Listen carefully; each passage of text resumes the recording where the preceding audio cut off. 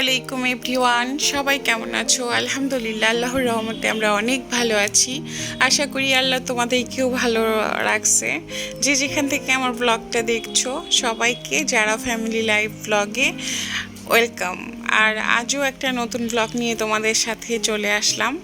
আশা করি আজকের ব্লগটাও তোমাদের ভালো লাগবে। অবশ্যই ভালো মন্দ তোমাদের মতামতটা জানিও। আর ভিডিওর যে কোনো একটা পার্ট যদি তোমাদের ভালো লাগে অবশ্যই একটা লাইক দিও, আর আমার চ্যানেলটা সাবস্ক্রাইব করে আমাদের সাথেই থেকো। তো সুন্দর একটা দিন, আর আমি চলে আসছি হসপিটালে। অ্যাকচুয়ালি ওদের বাবা এর আগে আমাকে নিয়ে আসছিল, আর আমি যেই টেস্টগুলো দিয়ে গিয়েছিলাম ওগুলোর রিপোর্ট দেখানোর দিন আজকে।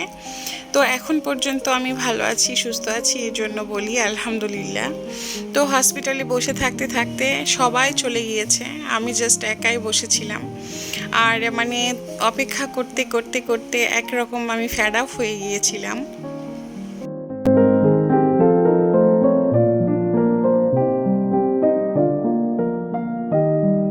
তো ডক্টর দেখিয়ে বের হতে না হতে বাইরে এসে দেখছি বৃষ্টি হয়েছে, আর আমি যেহেতু ভিতরে ছিলাম একেবারেই টের পাই নাই যে বাইরে বৃষ্টি।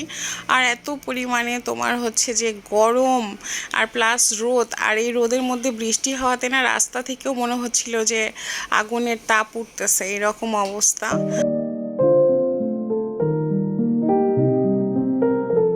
আসছিলাম সেই কখন আর যাচ্ছি কখন, অলরেডি 1:30 পৌনে 2টা বেজে গিয়েছে। তো ভাবছিলাম যে এত সময়টা আমাকে জাস্ট হসপিটালে বসে থাকতে হলো, আর এদিকে রেদওয়ানের পরীক্ষা, আমি বিন্দুমাত্র কোনো রকম সময় পাচ্ছি না। তো যাই হোক, এটা হচ্ছে যে তোমার সন্ধ্যার একটু আগে ওদের বাবা কলা নিয়ে আসছে, আর কলাগুলো এত সুন্দর দেখে খুব ভালো লাগছিল যে আজকের কলাটা পেছনেও সুন্দর সামনেও সুন্দর। কেননা অনেক কলা থাকে তোমার উপরে চকচক করে, পেছন সাইডে তোমার কালো থাকে, এইরকম কিছুটা। তো আজকের ব্লগটা বেসিক্যালি আমি বলেছি যে আমার মতো পোড়া কপাল যেন কারো না হয়। অ্যাকচুয়ালি কেন বলেছি, বেসিক্যালি আমার মনটা অনেক অনেক অনেক বেশি খারাপ, তার জন্য বলেছি।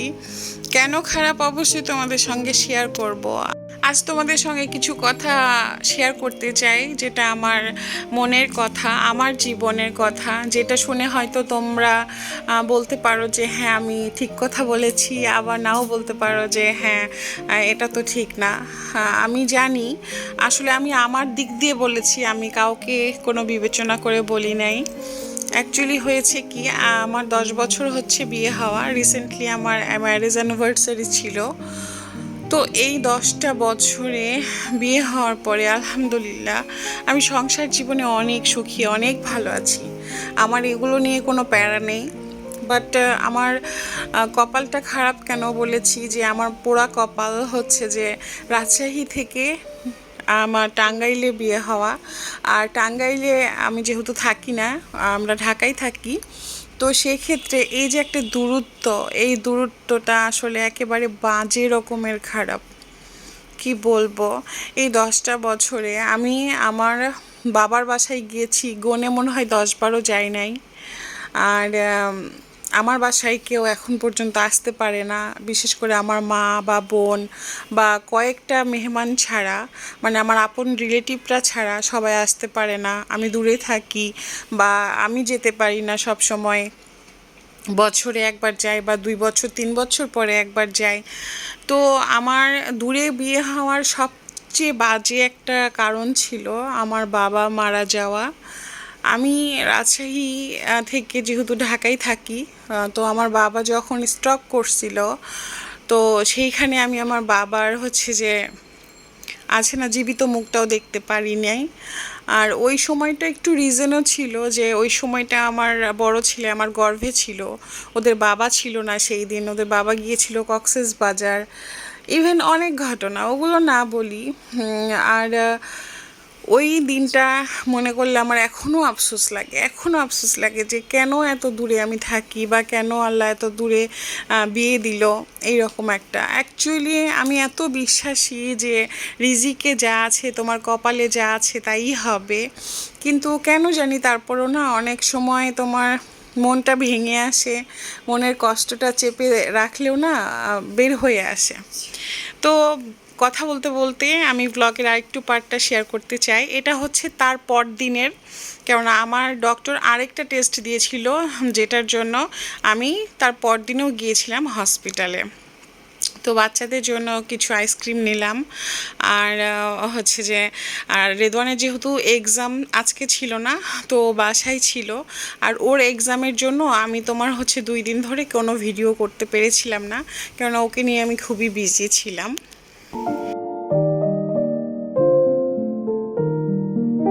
আমি আসলে তোমাদের সঙ্গে এই কথাটা শেয়ার করছি, এটা আমার জীবনের গল্প বলতে পারো। আর কেন শেয়ার করছি আমি কিন্তু জানি না, হঠাৎ মনে চলে আসলো যে আসলে আমি আমি কি কপাল পোড়া একটা মানুষ এই রকম। আর কেনই বা আজকে আমার এই কথাটা মনে হলো, আমি সেটাও তোমাদের সঙ্গে শেয়ার করব। তো যেখানে ছিলাম হচ্ছে আমার বাবা যখন মারা যায় তখনও আমি যেতে পেরেছিলাম না, গিয়েছিলাম অনেক পরে। বা ওই দিনের ঘটনাটা মনে করো আমাদের আমাদের 2 বোন বা আমার মায়ের জীবনে একটা অন্যরকম দিন, যেটা চাইলেও আর ফিরে আসবে না।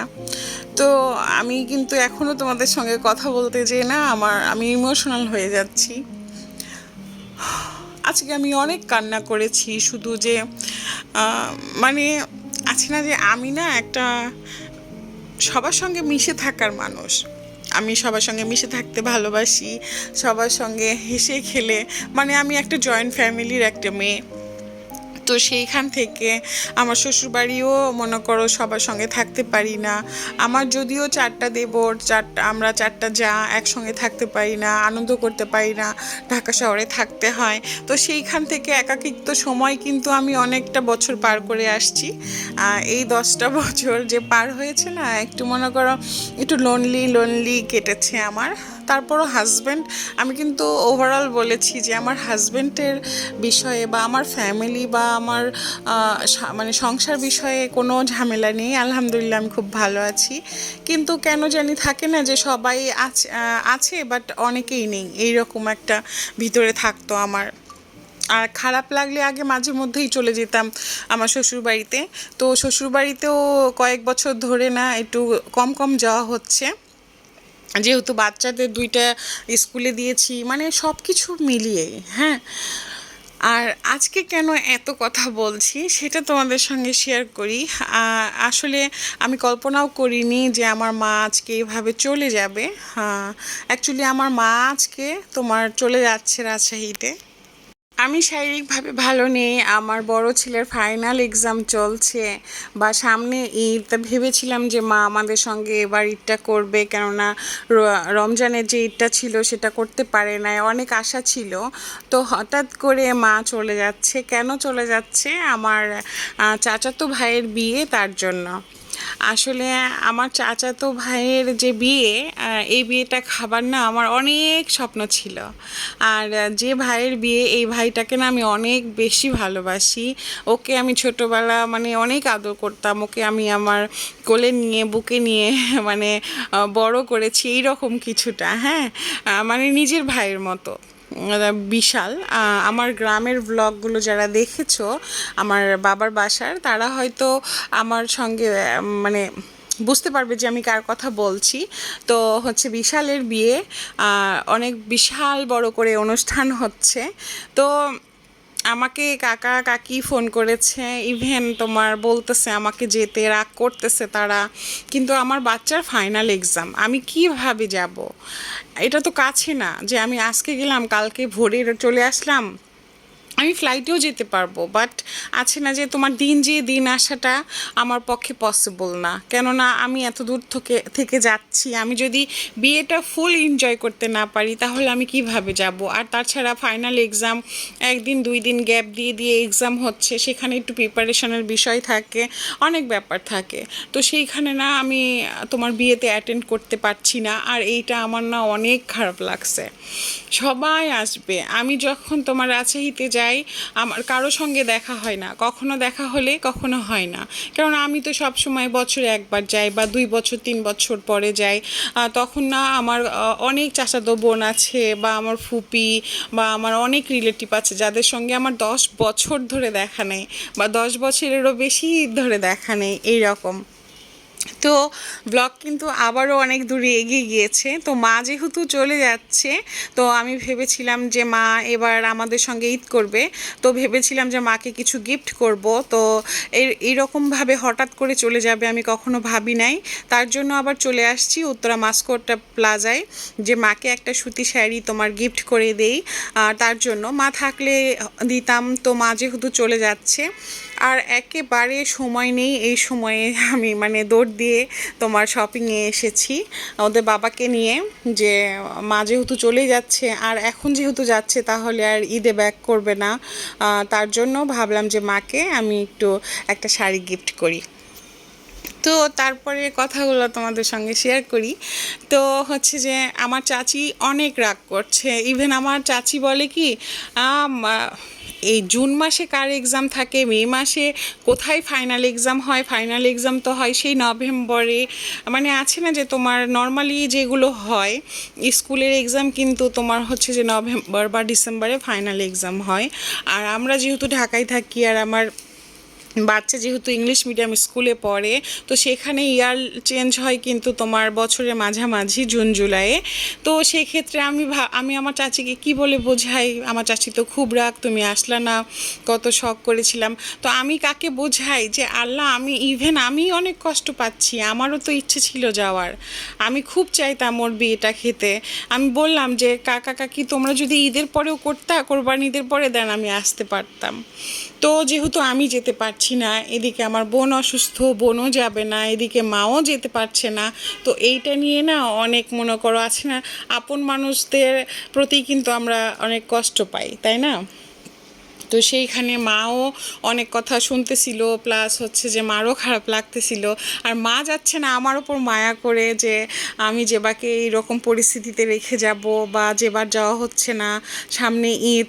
মা আমারটা ভেবেছে যে দুই বাচ্চাকে নিয়ে ফাইনাল এক্সাম চলছে, সব কিছু নিয়ে আমার অনেক কষ্ট হয়ে যাবে, এর জন্য মা আসলে আমার জন্য থাকতে চেয়েছিল। পরে আমি বললাম যে মা দেখো, তুমি যদি যেতে চাও তাহলে যাও, আমার কোনো প্রবলেম নেই, আমি হ্যান্ডেল করতে পারবো, আর ওদের বাবা তো আছেই। পরে হচ্ছে মা বলতেছে আচ্ছা ঠিক আছে, তাহলে টিকিটটা কাটতে বলো। আর আমি রেদনের বাবাকে প্রায় ফোন দিয়েছি তোমার 3টা 4টায়, যে দেখো রাতের কোনো বাস, যে কোনো একটা বাস পেলেই হবে, বা তাহলে যাক আর বিয়েটা অন্তত অ্যাটেন্ড করুক। তো সেইখানে কিন্তু মা চলে গেল, এটা একটা খারাপ লাগার বিষয়। আর হচ্ছে যে আমার খুব একটা স্বপ্ন ছিল যে বিয়েটা অ্যাটেন্ড করব, তো করা হলো না। আর এই 10 বছরে আমি আমার আপন কারো বিয়ে খেতে পারি নাই, ইভেন কেউ মরে গেলে আমি দেখতেও পারি না, এত আমার পোড়া কপাল। আমার বাবার পরে হচ্ছে যে আমার বড় চাচা মারা গেছে, মেজো চাচা মারা গেছে, আমার দাদি মারা গেছে, আমি কাউকে দেখতে পারি নাই। অ্যাকচুয়ালি যখন ফোন আসে যে মারা গেছে, আর হঠাৎ করে তো টিকিট কাটা যায় না, আমি প্লেনেই যাই সব সময় আলহামদুলিল্লাহ, কিন্তু তোমার সেই টিকিটটাও তো অ্যারেঞ্জ করতে হয়, আর আমার 2টা বাচ্চা বললেই তো আর হঠাৎ করে সব কিছু পসিবল হয় না, পরিস্থিতি অন্যরকম থাকে কখনো কখনো। বা আমার হচ্ছে যে বড় চাচা বা সেজো চাচা যখন মারা গেছে, তখন আমার ছোট ছেলে আমার গর্ভে, আমি যেতে পারি নাই, মানে অনেক প্রবলেম, অনেক ফেস করছি আমি আমার লাইফে এই 10টা বছরে অ্যাকচুয়ালি। এটা অনেক কষ্টের, আমি সত্যি, এটা বিয়ে বিয়ে নাথিং ইম্পর্ট্যান্ট না, কেন জানি মানে আজকে ওই বিয়ের উপলক্ষে অনেক কষ্টের কথা মনে পড়েছে আমার, যে কেউ মারা গেলেও দেখতে পারি না, বা আমি মারা গেলেও কেউ দেখতে হয়তো আসবে না। তো এই ফিলিংসটা না কন্ট্রোল করা খুব টাফ। কেন জানি আজকে আমি ইমোশনাল হয়ে যাচ্ছি বারবার, বুঝতেছি না। কখনো কখনো আমার মনে হয় যে রাব্বুল আলামিন, আমি বাবাকে দেখতে পারি নাই, মা যেহেতু আমার কাছেই থাকে, মা যেন আমার কাছেই শেষ নিঃশ্বাস ত্যাগ করে, বা মা যেখানেই মৃত্যুবরণ করুক না কেন আমি যেন তার পাশে থাকি, এইরকমটা না আমার মনে হয়। কেননা দূরে থাকি তো কখন কার কী হয় মনে করো, যোগাযোগ অনেক টাফ হয়ে যায়। তারপরেও যোগাযোগ তো এখন অনেক ইজি হয়ে গিয়েছে, আরও 5 বছর আগের তুলনায়। আর আমার বাবা তো মারা গিয়েছে অনেক আগে, 9 বছর আগে। তো সব কিছু মিলিয়ে আসলে বিয়েটা ইম্পর্ট্যান্ট, বাট এতটাও ইম্পর্ট্যান্ট না মানুষের জীবনের চেয়ে। আর এইরকম পরিস্থিতিতে আমি কখনোই যেতে পারতাম না। তো এই জন্যেই আমি বলেছি যে আমার মতো পোড়া কপাল কারো না। হ্যাঁ, আমি এটাও মানি যে মানুষ তো বিদেশেও থাকে, অস্ট্রেলিয়া, ইউরোপ, কত জায়গায় থাকে থাকে কিন্তু আছে না, আমার মনে হয় যে আমি পৃথিবীর এই প্রান্তে থাকি ওই প্রান্তেই থাকি। আমার কাছে এটা মনে হয়। আমি তো আর ইউরোপে থাকি না, আমি তো আর আমেরিকায় থাকি না, আমি তো থাকি ঢাকায়। তো আমি আমারটাই বলবো, মানুষ থাকে দূরে, তবে দূরে থাকা না আসলেই সুখে থাকা না, সত্যি কথা। তো মাঝে মধ্যে মনে হয় যে আল্লাহ আমার মেয়ে দেয় নাই, ভালো করেছে। আমার মেয়ে হলেও হয়তো আমার কাছ থেকে অনেক দূরে চলে যেত, এমনটা মনে হয়। তো যাই হোক, আমার মেয়ে হলে কিন্তু আমি কখনো দূরে বিয়ে দিতাম না। তো এটাই ছিল আজকে আমার আসলে ব্লগের মেন রিজন। আমি কেন বলেছি আমার মতো পোড়া কপাল কারো হয় না, বা এমন কপাল যেন কারো না হয়, শুধু এই একটা রিজনে। নইলে আমার জীবনে আমি এত ভালো আছি, আমি দূরে আছি তাতে কোনো প্রবলেম নেই। আমার মতো সুখে আমাদের বংশের একটা মেয়েও নেই। আলহামদুলিল্লাহ আমি ভালো আছি, অনেক ভালো আছি। আমার স্বামীর ভালোবাসা, আমার দুটো সন্তান, আমার শ্বশুরবাড়ি, সব কিছু নিয়ে আমি শুধু আলহামদুলিল্লাহ আলহামদুলিল্লাহ আলহামদুলিল্লাহ বলে যেতে চাই। আল্লাহ যেন এইভাবে আমাকে মৃত্যু নেয়, ব্যাস, আর কিছুই চাই না। বাট ওই আপন মানুষদের কাছ থেকে না দূরে থাকলে একটু খারাপ তো লাগে, তাই না? স্বাভাবিক। তো বন্ধুরা, আমার কথাগুলো জানি না তোমাদের কেমন লাগলো, তোমাদের মতামতটা জানিও। অবশ্যই অবশ্যই ভালোবেসে আমার পাশে থেকো, আমাকে সাপোর্ট করো। তো আমি যখন তোমার হচ্ছে যে B+ শাড়ি কিনতে মাস্কোটে গেলাম, তো ওদের বাবা আবার তোমার ইনফিনিটে ঢুকেছিল। তো ওদের বাবা কি নিয়েছে সেটাও শেয়ার করি, আর আমার মার শাড়িটাও দেখাই। মাঝখানে আমার ব্লগের কিন্তু অনেকগুলো পার্ট চলে গিয়েছে। ওদের বাবা আর আমি কিন্তু কফিও খেয়েছিলাম, তোমরা দেখেইছো। অনেক সুন্দর সময় পার করেছি। আমি বলতেছি না আমার কপাল যেমন পোড়া কপাল, তেমন আমার কপাল রাজরানীর কপাল। তোমরা জানো, আমাকে আমার বাবার বাসা থেকে সবাই বলে যে আমার কপালটা এত ভালো, সবাই আমাকে রাজরানী বলে ডাকে।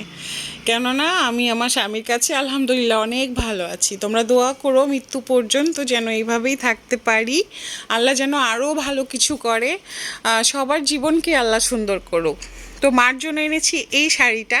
মার শাড়িটা কেমন হয়েছে অবশ্যই বলো। আর ওদের বাবা ইনফিনিটি থেকে একটা ট্রাউজার কিনেছে। Actually something is very special coming soon. আসতেছে ঈদের পরে, অনেক স্পেশাল কিছু আসতে যাচ্ছে। ওদের বাবা আমাকে বলেছে তুমি আপসেট হয়েও না, তুমি রাজশাহী যেতে পারোনি তাতে কি, আমি তোমাকে এত বড় একটা সারপ্রাইজ দিব, কোথাও নিয়ে যাবে আমাকে অ্যাকচুয়ালি। তো কোথায় কি হবে না হবে আমি অবশ্যই তোমাদের সঙ্গে আছি, থাকবো ইনশাল্লাহ যতদিন বেঁচে আছি। আর অবশ্যই তোমাদের ভালোবাসা আর সাপোর্টটা কিন্তু আমার খুবই দরকার। তো এটি ছিল আমার মার শাড়ি। আমার মাকে আমি B+ শাড়ি কিনে দিয়েছি। মা সবসময় B+ পরে অনেক কমফোর্ট ফিল করে, আমার শাশুড়ি মাও তেমন। তো আজকে আমার মার শাড়িটা কেমন হয়েছে অবশ্যই জানিও। ওভারঅল আমার ব্লগটা কেমন হয়েছে অবশ্যই জানিও। তো মাকে আমি শাড়িটা দিচ্ছিলাম, মারও খুব পছন্দ হয়েছে, যে কালারটা অনেক সুন্দর হয়েছে। আসলে আমার মোবাইলে না একটু বেশি লাইট লাগতেছে, বাট না, অনেক সুন্দর। ইভেন আমার পার্টটাও খুব পছন্দ হয়েছে। তো মা চলে যাবে, মা চলে যাবে, মা চলে যাবে, একটা বিষয়। আর মা আজকে আমি কল্পনাও করি নাই, আমার মাও কল্পনাই করে নাই। আমরা দুইজন কথা বলতে বলতে হঠাৎ প্ল্যান। আর এই রকমভাবে মা চলে যাবে আমার খুবই খারাপ লাগছিল, টেনশন হচ্ছিল। রাতের বেলা, এত রাতে মনে করো, মার হচ্ছে যে গাড়ি ছিল রাত 11টার দিকে, এই জন্য খুবই টেনশন হচ্ছিল আমার। তারপরেও ভাবছিলাম যে আল্লাহ ভরসা। এদিকে আমার দুই ছেলেও আপসেট হয়ে গিয়েছিল। রেদওয়ান যদিও একটু খুশি যে আমি আমার সাথে ঘুমাবে, তার জন্য যে নানু তুমি আবার এসো, তুমি যাচ্ছ, আমি তো আব্বু আম্মুর সাথে ঘুমাবো। আমার বড় ছেলে খুব হ্যাপি। তো এই ছিল আমাদের আজকের ব্লগ। আর মাকে এইভাবে বিদায় দিতে কিন্তু আমার খুবই খারাপ লাগছিল। আমি খুব চেয়েছিলাম যে মা এবার আমার সাথে ঈদ করুক, বা মাও চেয়েছিল। যারা এখন পর্যন্ত আমার ব্লগটা দেখেছো অসংখ্য ধন্যবাদ। আর আজকের ব্লগটা কেমন লাগলো অবশ্যই জানিও। আমার ব্লগের যে কোনো একটা পার্ট, যেমন আমার ননাসের কাঁঠালটা কিন্তু অনেক জোশ ছিল, মার শপিং কেমন হয়েছে, বা আমার কথাবার্তা কেমন লেগেছে অবশ্যই জানিও। তো মা যেহেতু চলে যাচ্ছে, কষ্টটা অনেক বিশাল। হ্যাঁ, আবার দেখা হবে নেক্সট কোনো ব্লগে। আমাদের জন্য দোয়া করো, আল্লাহ তোমাদেরকেও ভালো রাখুক, আল্লাহ সবাইকে সুস্থ রাখুক। এই কথা বলে বিদায় নিচ্ছি। আল্লাহ হাফেজ।